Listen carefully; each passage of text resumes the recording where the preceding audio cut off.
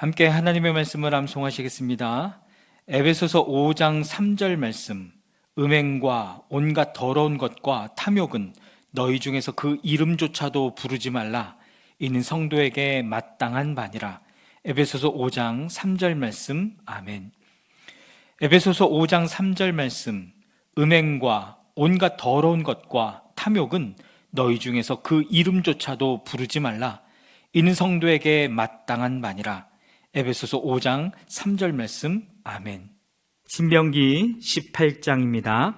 레위 사람 제사장과 모든 레위 지파 사람은 이스라엘 가운데서 몫이나 유산으로 받은 땅이 없으므로 주님께 불살라 바친 제물과 주님께 바친 예물을 유산으로 받아 먹고 살 것입니다. 그들이 그 결례 가운데서 차지할 유산이 없다는 것은 주님께서 그들에게 말씀하신 대로 주님께서 친히 그들의 유산이기 때문입니다.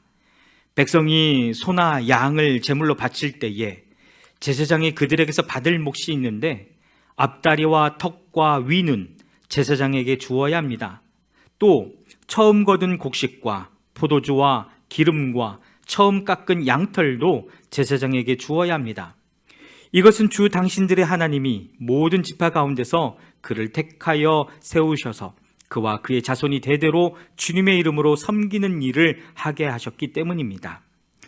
레위 사람은 이스라엘의 온 땅 어느 성읍에 살든지 그에게 간절한 소원이 있어서 살던 곳을 떠난다 하더라도 그가 주님께서 택하신 곳에 이르면 그곳이 어디든지 하나님 앞에 서서 섬기는 다른 모든 레위 사람 형제와 다름없이 주 하나님의 이름으로 직무를 수행할 수 있습니다. 그는 조상에게서 물려받은 것을 팔아서 얻는 수입이 있다고 하더라도 다른 제사장과 같이 몫을 나누어 받아야 합니다. 당신들은 주 당신들의 하나님이 당신들에게 주시는 땅에 들어가거든 그곳에 사는 민족들이 하는 역겨운 일들을 본받지 마십시오. 당신들 가운데서 자기 아들이나 딸을 불 가운데로 지나가게 하는 사람과 점쟁이와 복술가와 요술객과 무당과 주문을 외우는 사람과 귀신을 불러 보는 사람과 박수와 혼백에게 물어보는 사람이 있어서는 안 됩니다. 이런 일을 하는 사람은 모두 주님께서 미워하십니다. 주 당신들의 하나님은 이런 역겨운 일 때문에 당신들 앞에서 그들을 몰아내시는 것입니다. 당신들은 주 당신들의 하나님 앞에서 완전해야 합니다. 당신들이 쫓아낼 민족들은 점쟁이나 복술가들의 이야기를 듣지만 주 당신들의 하나님은 당신들에게 그런 것을 용납하지 않으십니다. 주 당신들의 하나님은 당신들의 동족 가운데서 나와 같은 예언자 한 사람을 일으켜 세워주실 것이니 당신들은 그의 말을 들어야 합니다. 이것은 당신들이 호렙산에서 총회를 가진 날에 주 당신들의 하나님께 청한 일입니다.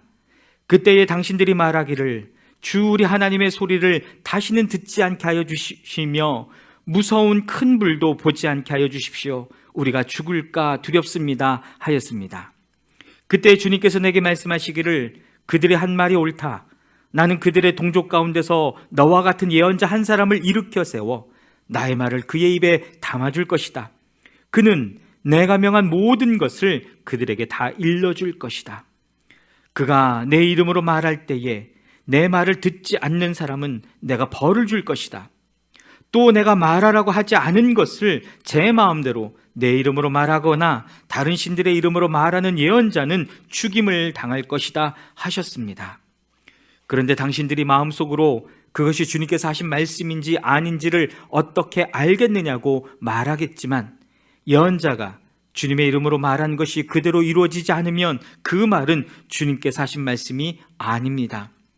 그러니 당신들은 제멋대로 말하는 그런 예언자를 두려워하지 마십시오. 아멘.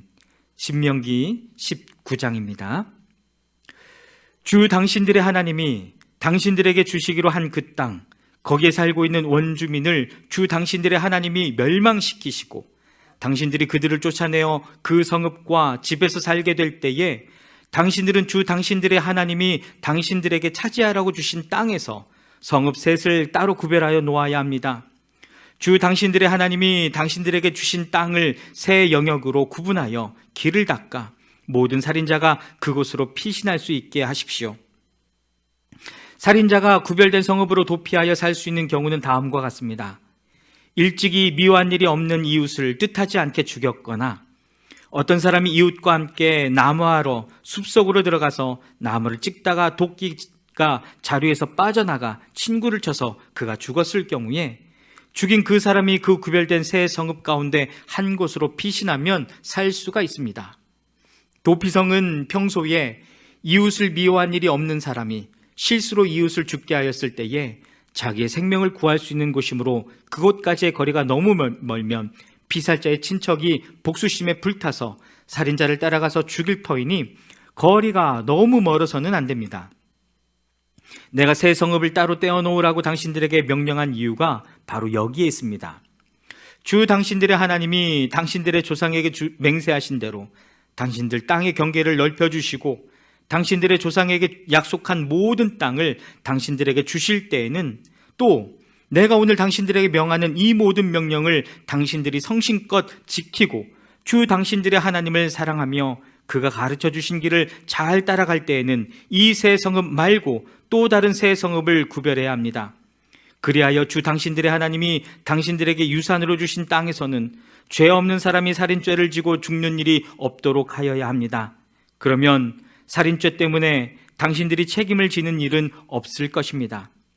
그러나 어떤 사람이 그의 이웃을 미워하여서 해치려고 숨었다가 일어나 이웃을 덮쳐서 그 생명에 치명상을 입혀 죽게 하고 이 여러 성읍 가운데 한 곳으로 피신하면 그가 살던 성읍의 장로들이 사람을 보내어 그를 거기에서 붙잡아다가 복수자의 손에 넘겨줘 죽이게 하여야 합니다. 당신들은 그런 사람에게 동정을 베풀어서는 안 됩니다. 이스라엘 안에서 죄 없는 사람이 죽임을 당하는 일이 없어야만 당신들이 복을 받을 것입니다. 당신들은 주 하나님이 당신들에게 유산으로 주어 차지한 땅에서 이미 조상이 그어놓은 당신들 이웃의 경계선을 옮기지 마십시오. 어떤 잘못이나 어떤 범죄라도 한 사람의 증언만으로는 판정할 수 없습니다. 두세 사람의 증언이 있어야만 그 일을 확정할 수 있습니다. 남에게 죄를 뒤집어 씌우려는 나쁜 증인이 나타나면 소송을 하는 양쪽은 출입 앞에 나와 그 당시의 제사장들과 재판관 앞에 서서 재판을 받아야 합니다. 재판관들은 자세히 조사한 뒤에 그 증인이 그 이웃에게 거짓 증언을 한 것이 판명되거든 그 증인이 그 이웃을 해치려고 마음먹었던 대로 그 이웃에게 갚아주어야 합니다. 그래서 당신들 가운데서 그런 악의 뿌리를 뽑아야 합니다. 그러면 남은 사람들이 이 말을 듣고 두려워하여서 이런 악한 일을 하는 사람이 당신들 가운데서 다시는 생기지 않을 것입니다. 당신들은 이런 일에 동정을 베풀어서는 안 됩니다. 목숨에는 목숨으로, 눈에는 눈으로, 이에는 이로, 손에는 손으로, 발에는 발로 갚으십시오. 아멘. 신명기 20장입니다. 당신들이 적군과 싸우려고 나가서 당신들보다 많은 적군이 말과 병거를 타고 오는 것을 보더라도 그들을 두려워하지 마십시오. 이집트 땅에서 당신들을 인도하여 주신 주 당신들의 하나님이 당신들과 함께 계십니다. 당신들이 싸움터에 나가기 전에 제사장을 불러서 군인들에게 격려의 말을 하게 하여야 합니다. 제사장은 군인들에게 다음과 같이 격려하십시오. 이스라엘아, 들어라. 오늘 너희가 너희의 대적과 싸우러 나갈 때에 마음에 겁내지 말며 무서워하지 말며 당황하지 말며 그들 앞에서 떨지 말아라. 주 너희의 하나님은 너희와 함께 싸움터에 나가서 너희의 대적을 치시고 너희에게 승리를 주시는 분이시다. 그 다음에 장교들은 군인들에게 다음과 같이 지시하십시오. 너희 가운데 집을 짓고 준공식을 하지 못한 사람이 있으면 누구든지 집으로 돌아가거라. 그가 전사함으로써 다른 사람이 준공식을 하는 일이 없도록 하여라. 또 포도원을 만들어 놓고 아직 그 열매를 맛보지 못한 사람이 있으면 그런 사람도 누구든지 집으로 돌아가거라. 그가 전사함으로써 다른 사람이 그 열매를 맛보는 일이 없도록 하여라. 또 너희 가운데 여자와 약혼하고 아직 결혼하지 못한 사람이 있으면 그런 사람도 집으로 돌아가거라. 그가 전사함으로써 다른 사람이 그 여자와 결혼하는 일이 없도록 하여라. 장교들은 군인들에게 또 이렇게 지시하십시오.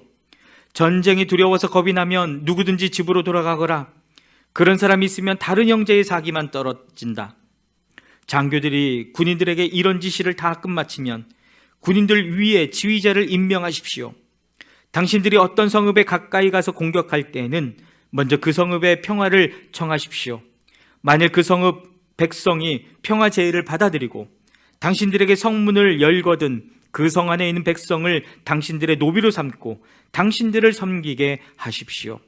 그들이 당신들의 평화 제의를 거부하고 싸우러 나오거든 당신들은 그 성읍을 포위하고 공격하십시오.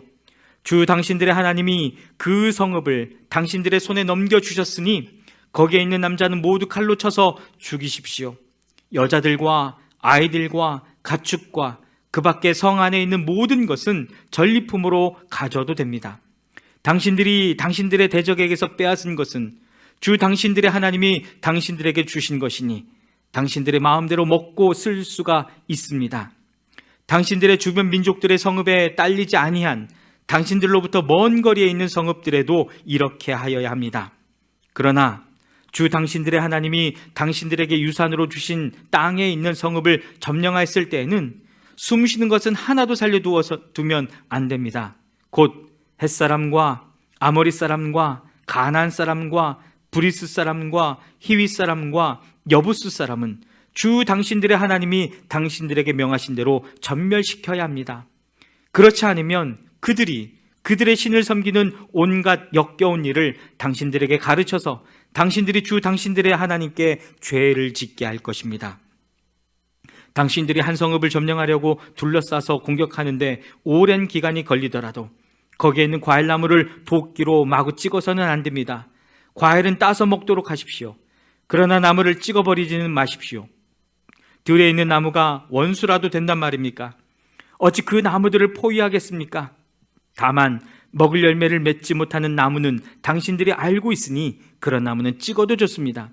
당신들은 그런 나무를 찍어서 당신들과 싸우는 성읍을 점령할 때까지 성읍을 포위하는 데 필요한 장비를 만들어서 쓰도록 하십시오. 아멘.